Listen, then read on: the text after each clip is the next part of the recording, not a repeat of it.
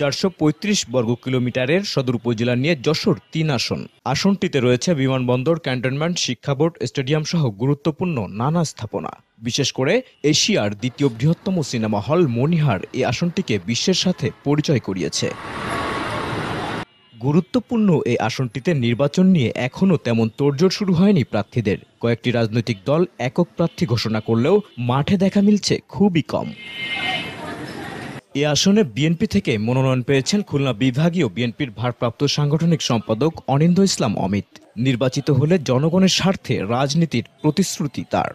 যদি জনগণের সরকার আমরা প্রতিষ্ঠা করতে সক্ষম হই, জনগণকে সাথে নিয়ে ইনশাল্লাহ আগামী নতুন বাংলাদেশ করব। দীর্ঘদিন একটি প্রতিদ্বন্দ্বিতাপূর্ণ নির্বাচন বাংলাদেশের জনগণ প্রত্যক্ষ করেনি। আমরা মনে করছি নির্বাচনটি তীব্র প্রতিদ্বন্দ্বিতামূলকই হবে। দেশের বৃহত্তর স্বার্থে সকলে কাঁধে কাঁধ মিলিয়ে আগামী জাতীয় সংসদ নির্বাচনে জাতীয়তাবাদী শক্তির বিজয় সুনিশ্চিত করবার জন্য যার যার জায়গা থেকে আমরা কাজ করব। এদিকে ইসলামী দলগুলোর সব প্রার্থী পিআর পদ্ধতিতে নির্বাচনের দাবিতে অনড়। জামায়াত মনোনীত প্রার্থী আব্দুল কাদের প্রচার চালাচ্ছেন নির্বাচনী এলাকায়, আর ইসলামী আন্দোলন থেকে প্রতিদ্বন্দ্বিতা করবেন মাওলানা সোয়াইব হোসেন। এদিকে খেলাফত মজলিস প্রার্থী চূড়ান্ত করলেও শুরু করেনি প্রচার। পিআর পদ্ধতিতে যদি নির্বাচন না হয় তাহলে যে দল ক্ষমতায় আসবে সংখ্যাগরিষ্ঠতার জোরে তারা আবারও নতুন স্বৈরাচারে রূপান্তরিত হবে। যদি সেই চাঁদাবাজি অব্যাহত থাকে, যদি সেই সন্ত্রাস অব্যাহত থাকে, তাহলে কি লাভ হলো আমাদের রক্তের বিনিময়ে অর্জিত আমাদের নতুন বাংলাদেশের? ৭১ সাল থেকে পর্যন্ত কোন সরকার ৪৩% বেশি সমর্থন পান নাই। তাহলে আমরা দেখতে পাই গণতন্ত্রের সূত্র মেজরিটি কনস্টিটিউয়েন্টে সকল নির্বাচনে ভঙ্গ হয়েছে।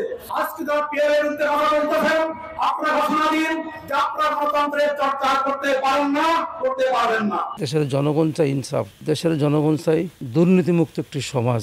দেশের যে সম্পদ সমবন্টন, সমস্ত বিচার ব্যবস্থা স্বাধীন হতে হবে এবং মানুষের অধিকার প্রতিষ্ঠিত করতে হবে। এটাই হলো খেলাফত মজলিসের লক্ষ্য এবং উদ্দেশ্য। জেলা উপজেলা কমিটি গঠন নিয়ে কিছুটা ব্যস্ত এনসিপি নেতার দাবি, জনগণের মতামতের ভিত্তিতে নির্বাচনী ইশতেহার তৈরির পর প্রচারে নামবেন তারা। আমাদের সংগঠনকে গণঅভ্যুত্থানের চেতনা ধারণ করে সাংগঠনিক স্ট্রাকচার তৈরি করার চেষ্টা করছি।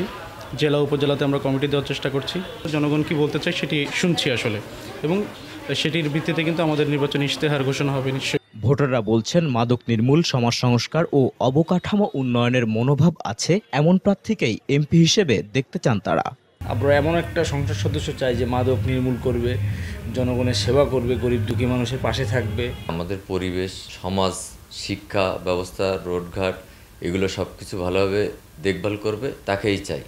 যশোর ৩ আসনে মোট ভোটার ৫,৭৯,৯৩৭ জন।